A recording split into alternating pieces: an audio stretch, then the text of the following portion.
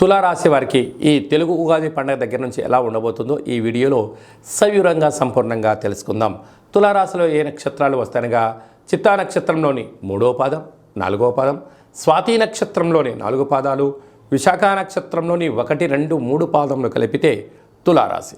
చాలామందికి పుట్టినటువంటి కాల సమయంలో డేటా ఆఫ్ బర్త్లు లేనటువంటి ఏకైక కారణం చేత పేరు యొక్క మొదటి అక్షరాన్ని అనుసరిస్తూ ఆ రాశిని తెలుసుకునే ప్రయత్నం చేద్దాం. రా, రి, శ్రీ, రు, రే, రో, తా, తి, తు, తే అక్షరాల వారందరూ కూడా తులారాశి జాతకులే. తులారాశి యొక్క అధిపతి శుక్రుడు. ఈ యొక్క ఉగాది పండుగ నుండి అనగా 9వ తారీఖు నుండి 15వ తారీఖు వరకు తులారాశిలో పుట్టినటువంటి వారందరూగా ముందస్తుగా జన్మదిన శుభాకాంక్షలు. గతంలో వివాహం చేసుకున్న వారికి వివాహ వార్షికోత్సవ శుభాకాంక్షలు. వీరికి పంచమ స్థానంలో కుజుడు మరి శని సంచార స్థితి, 6వ స్థానంలో రవి శుక్ర రాహు సంచార స్థితి, 20వ స్థానంలో బుధుడు గురు సంచార స్థితి, వ్యయంలో కేతు సంచార స్థితి ఉండడం వలన సున్నితమైన స్వభావం కలిగి వృత్తులలో, ఉద్యోగాల్లో, వ్యాపారంలో మకుటం లేని మహారాజులాగా మీరు ఎదగడానికి ఈ సంవత్సరం ఎంతో ఉపయోగపడుతుందని చెప్పి గమనించాలి. చిన్న చిన్న విషయాలకు ఆందోళన తగదు.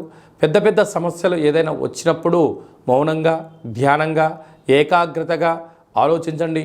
మీ క్షేమాన్ని ఎవరైతే గురించి ఆలోచన చేస్తారో, లేకుంటే నిపుణుల యొక్క సలహాలు తీసుకొని మీరు చేసినట్లయితే, అలాంటి శిక్షణ మీరు పొందగలిగినట్లయితే అద్భుతమైన విజయం మీ సొంతం అవుతుంది. సాఫ్ట్వేర్ ఉద్యోగస్తులు, హార్డ్వేర్ ఉద్యోగస్తులు, యూట్యూబ్ని, వాట్సాప్, ఫేస్బుక్ నడిపించేటువంటి వారందరూ కూడా, క్రియేటివిటీ రంగాలు, సృజనాత్మకతమైన జీవితంలో ఉండబడిన వారందరికీ ఈ సంవత్సరం ఎంతో యోగదాయకమని చెప్పి గమనించాలి.